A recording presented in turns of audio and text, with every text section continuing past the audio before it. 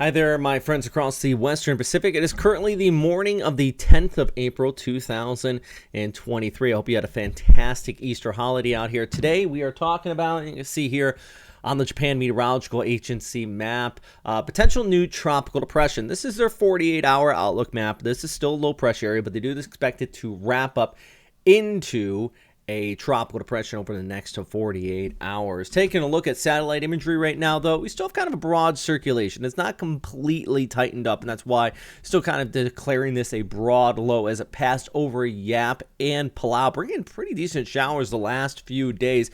We still have plenty of convection bursting up in there. Still that moisture inflow pushing in from the south into this area, so you have that broad circulation, moisture inflow. Still dealing with a bit of shear coming in from the north, all thanks to a passing front that moved across Okinawa out there towards Japan and the Ogasawara Islands. That is keeping it from developing significantly at this point. And that's the good news, because I think if that front was absent, we probably wouldn't be seeing this kind of struggling to organize at this time. But you take a look at our SpaghettiOs, and this kind of gives you an idea of the confidence in this. It either is going to pull off towards north, kind of skirting the east coast of Luzon, or move over central Luzon, bringing heavy showers to the area. So at least at this time, I think our big concern is we're looking at a pretty decent rainmaker here. I mean, even the satellite imagery, you can see that convection flaring up, pushing off towards northwest, but you can just see there as we loop through again, look at that big burst of convection right in here, and then watch how it just kind of falls apart right there. You know, it's struggling with that shear coming in from the north and east, kind of interacting with this. So that's relatively good news once again at this time. But that doesn't mean we need to take away the fact that this is going to be bringing rain showers. So let's take a look at our hour-by-hour future cast as we go ahead, heading in here to Wednesday. This is Wednesday morning at 6 a.m., and I fully expect northern areas of Samar, southeastern Luzon. That includes around the Legazpi area, Mayon. You're going to be looking at some pretty decent showers. Eventually out there towards places like Catanduanes, you're looking at some heavy showers too. And eventually heading through Thursday evening into Friday, rainfall moving into the Metro Manila area before we look at some scattered showers pushing out there to central and northern Luzon. So let's look a little bit closer here at your local forecast. This is heading into Tuesday night, Wednesday overnight into Wednesday early morning. Heavy showers for sure across most of northern Samar. And also remember, you get that flow coming around the west coast of the island here that could also cause some enhanced orographic lifting, which is going to be causing that threat of additional precipitation. Out there in Legazpi, high of only about 28 here on Wednesday. Pardon me, my goodness, with those scattered showers really across most of the province here as this pushes off there towards the northwest. So, much of southeast Luzon. It's going to be looking at that rain here. And then we go ahead throughout the day on Wednesday.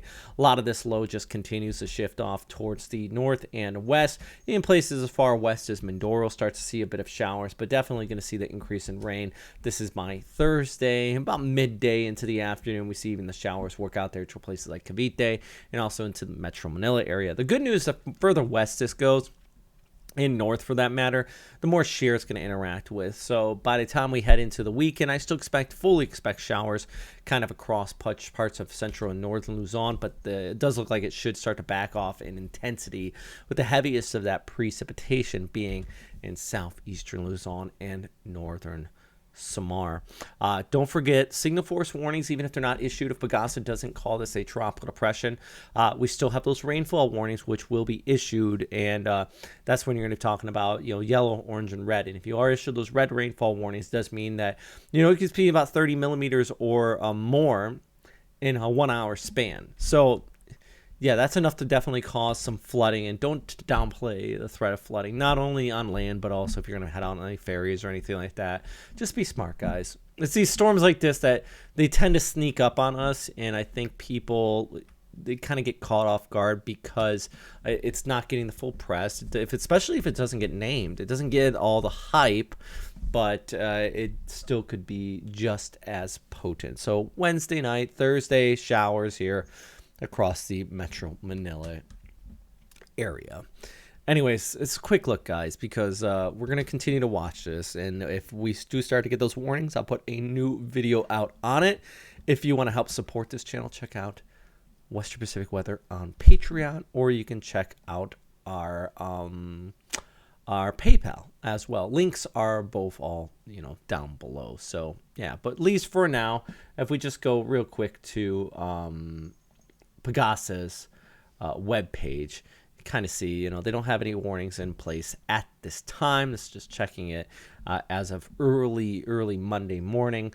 But, I shouldn't say no warnings. They do have a general flood advisory in place for eastern areas of a size, which we're seeing already outflow come in from this.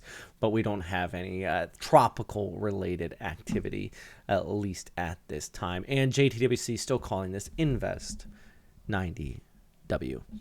All right, that's a look at everything for today. Stay safe out there, as always. And, of course, number one thing, stay safe out there. And thanks for watching. I hope you have a great day.